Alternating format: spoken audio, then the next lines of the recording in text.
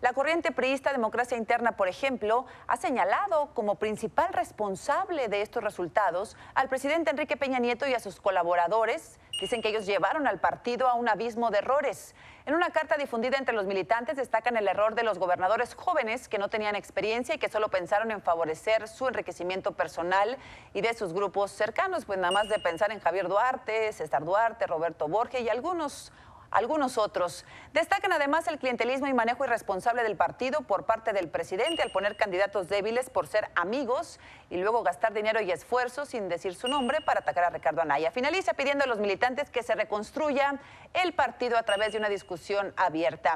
La carta está firmada, entre otros, por Ulises Ruiz, exgobernador de Oaxaca y líder de la corriente Democracia Interna, a quien le agradezco mucho nos tome la comunicación. ¿Cómo está, Ulises? Gracias, buenas noches. Al contrario, Azucena, muchas gracias por tomar la llamada. Así un rápido repaso de la carta que vimos el día de hoy. Ustedes señalan de manera directa como culpable de los resultados electorales al presidente Enrique Peña Nieto, Ulises. Bueno, está muy claro en la carta, lo acabas de comentar.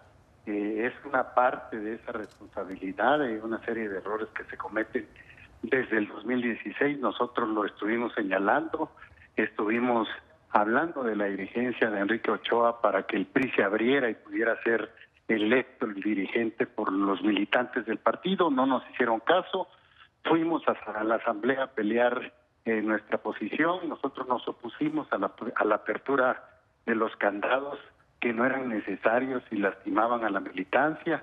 En diciembre platiqué con el candidato Pepe Mit de cómo se debiera cuidar los procesos internos para no generar las fracturas que ocurrieron. Sin embargo, no nos hicieron caso, nos arrasaron en la Asamblea Nacional y los resultados, bueno, fueron fracturas, imposiciones en las diferentes candidaturas, el abandono de los comités directivos estatales, la simulación de las estructuras, una serie de errores que se suman a un rechazo de prácticamente el 80% de la población a las políticas del presidente, sobre todo en las áreas sensibles que no funcionaron: seguridad, combate a la seguridad, combate a la pobreza a través del desarrollo social y combate a la corrupción. Sí. Parece que todo esto conjuntado es lo que la población lo vota el primero domingo pasado, y ahí están los resultados evidentes. Ahora, Luis, entonces déjeme preguntarle, el primer error, Enrique Ochoa en la dirigencia del PRI y José Antonio Meade en la candidatura del PRI a la presidencia. Bueno, nosotros peleamos en la Asamblea Nacional porque no se abrieran los candados. No era necesario abrirlos, incluso con un candidato externo íbamos a ir con otros partidos políticos. Sin embargo, prevaleció y se impuso la línea de abrir esos candados, pero el problema fue que le cerraron el espacio a la militancia del partido. Y luego la conducción del partido, bueno, Enrique Ochoa es prácticamente un externo, Nuño es prácticamente un externo, el candidato a la presidencia que finalmente arropamos los priistas es un externo, y el vocero de la campaña pues es un militante del Partido de Acción Nacional. Esos eran los que manejaban la estrategia del PRI. El golpeteo innecesario que no se puede entender entre el candidato del Frente, Ricardo Anaya, y los candidatos de nuestra coalición, dejando prácticamente solo a López Obrador, que finalmente gana la presidencia. Bueno, gana la presidencia y gana todo, ha dicho Juan Cepeda, con quien hablé hace un rato. Decía, bueno, esperábamos un tsunami, pero esto fue una bomba nuclear llamada Morena, que acabó con todos prácticamente, y vemos los resultados del PRI en las gubernaturas, en el Congreso, no se diga en la presidencia de la República. Y también creo, Ulises, que hay que hacer una revisión hacia el interior, porque también la corrupción jugó un papel importantísimo en la decisión de los ciudadanos. Están demasiado enojados con la corrupción de sus gobernadores. Eso que estás diciendo es clave. La molestia, el rechazo del 80% que se le traslada al PRI en automático, la generación de la vergüenza que hemos llamado, que no tiene nada que aspiren los jóvenes, pero no los cuates, con los resultados que todos vemos.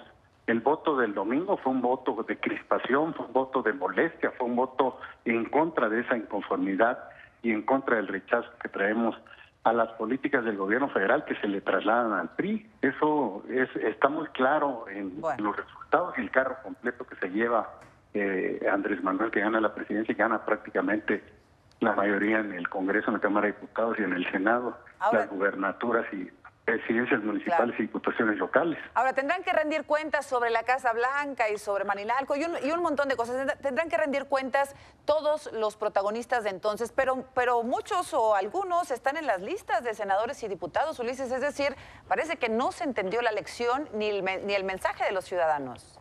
Lo señalamos, eso son cuestiones legales, son cuestiones de las instituciones que tendrán que hacer las investigaciones. El partido no tiene por qué meterse, ni es Ministerio Público para estar señalando. Nosotros estamos hablando de la reconstrucción y refundación del partido, partiendo de la elección directa del dirigente nacional para que en marzo llegue un dirigente respaldado por la militancia. Bien. Tenemos una base de 9-10 millones de votos, vamos a ver el conteo final, que es importante. Tenemos presencia en todas las secciones electorales del país y me parece que el dirigente nacional debe ser una gente que llegue respaldada por la militancia para hacer los cambios que estamos proponiendo en el mismo documento. Muy bien. ¿Y el PRI tendrá que seguirse llamando PRI o puede Andrés Manuel López Obrador fue sumamente exitoso al crear Morena, un partido distinto con otro compromiso? ¿Están empeñados en que el PRI siga siendo el PRI, Ulises? Bueno, es una discusión que hay que hacer en la Asamblea Nacional. Esa es una de las peticiones que estamos haciendo en el documento, que la nueva dirigencia se comprometa a lanzar la convocatoria para una nueva Asamblea Nacional, donde se reviertan los acuerdos de las dos últimas asambleas, donde se reducen los órganos del partido, donde se abren a los externos y donde se va a revisar el que el partido pueda volver al centro izquierda, y los compromisos del partido con las grandes mayorías, los compromisos con el combate a la pobreza, a la inseguridad, a la corrupción y la revisión de fondo de el nombre, toda una revisión profunda de qué rumbo va a tomar el PRI en los próximos años desde la oposición. Pues Ulises Ruiz, le agradezco mucho y ya veremos cómo se reconstruye, se reconfigura el partido. Gracias y buenas noches. Al contrario, Asteno, muchas gracias.